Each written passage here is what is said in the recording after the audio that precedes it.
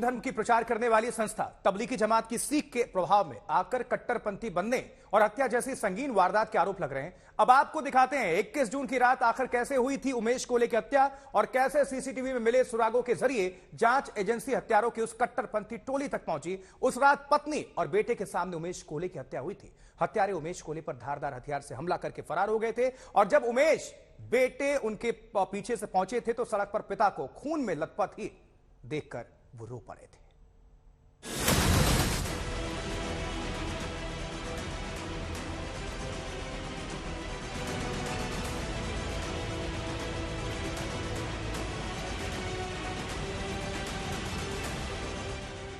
अमरावती में जो खूनी खंजर चला, मजहब के नाम पर उमेश कोल्हे का खून बहा, अब उस गुनाह की एक एक परतें खुलने लगी हैं। केस के सीसीटीवी फुटेज से बर्बर हत्याकांड की कड़ियां जुड़ने लगी हैं।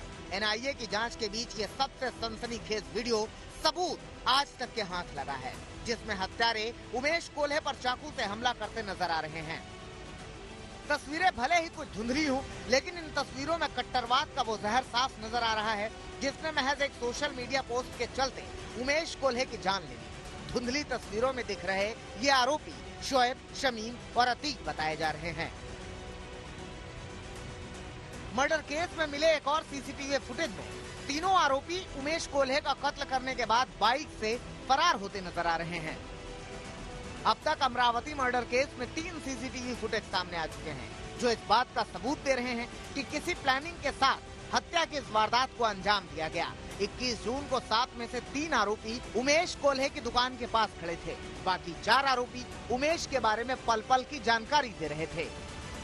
उमेश कोल्हे अपनी ही दुकान यानी कि अमित मेडिकल से बाहर निकलते हैं। इस वक्त उनके साथ मौजूद थे उनके बेटे संकेत और उनकी पत्नी, और जैसे ही वो बाहर निकलते हैं यहाँ पर 3 लोग पहले से ही बाइक पर इंतजार कर रहे थे।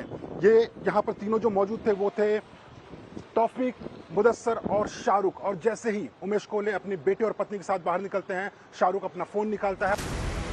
उमेश मेडिकल स्टोर पर बेटे और पत्नी के साथ जैसे ही उमेश कोल्हे अपनी दुकान से कुछ दूरी पर पहुंचते हैं, आरोपी चाकू से उन पर हमला बोल देते हैं, वो भी पत्नी और बेटे के सामने। अपनी दुकान से महज 100 मीटर की दूरी पर उमेश कोल्हे अपनी स्कूटी से इसी जगह पर पहुंचते हैं और यहाँ पर इंतजार कर रहे थे 3 लोग, शमीम, अतीक और शोएब। शमीम बाइक चला रहा था, शोएब बीच में बैठा हुआ था और उसने पहले से ही अपनी चाइनीज चाकू निकाल कर रखी हुई थी। जैसे ही उमेश कोल्हे की स्कूटी यहाँ पर पहुंचती है, वो अपना चाकू निकालता है, बाइक को रुकवाता है और तुरंत उनके गले पर एक बार हमला करता है। पूछताछ में यह भी पता चला है कि आरोपियों ने 20 जून को ही उमेश की हत्या का प्लान बनाया था, लेकिन इस दिन उमेश दूसरे रास्ते से अपने घर चले गए, जिसके बाद आरोपियों ने अगले दिन वारदात को अंजाम दिया। ऐसी जघन्य हत्या ने पूरे देश को सकते में डाल दिया।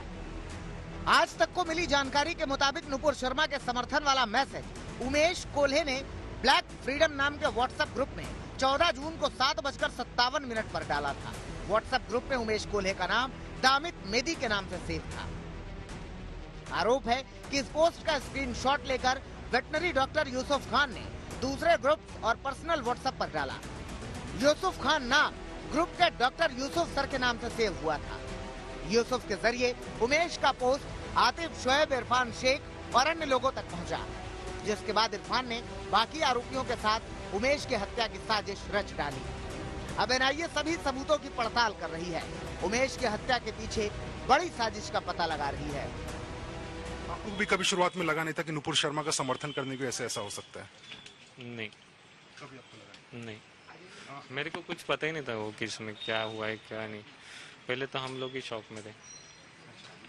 जब इस मामले में यूसुफ का नाम सामने आया तो आप लोग क्या विश्वास कर पा रहे थे? उस समय कितना मुश्किल हो रहा था आप लोग को समझने की ऐसा हुआ भी हो सकता है? विश्वास नहीं होता ना सर वैसे। बाकी जो 6 आरोपी हैं, क्या उसमें से आप लोग किसी को जानते हैं? उसमें से 6 आरोपी हैं, इरफान या किसी को भी? आपके पिताजी भी नहीं जानते थे? एनआईए की कोशिश है कि जल्द से जल्द पूरी गुत्थी को सुलझाया जाए। ऐसी वारदात से लोगों के दिलों में डर पैदा करने वालों पर शिकंजा कसा जाए। दिल्ली से जितेंद्र बहादुर सिंह के साथ मुनीश पांडे, अमरावती, आज तक।